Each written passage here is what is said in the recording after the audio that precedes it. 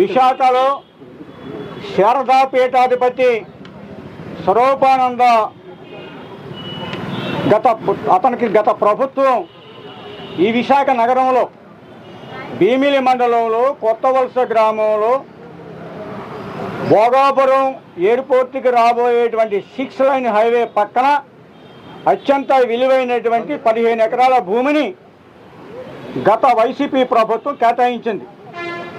భూమిని కేటాయించడాల్లో రకరకాలు ఉంటాయి. పారిశ్రామికవేత్తలకి రాయితీల మీద భూమి ఇస్తారు, వాళ్ళు ఉద్యోగాలు ఇస్తారు కాబట్టి, ఉత్పత్తి ఇస్తారు కాబట్టి, లేదా షాపింగ్ మాల్స్కి రాయితీలు ఇస్తారు, వాళ్ళు ఉపాధి కల్పిస్తారు కాబట్టి.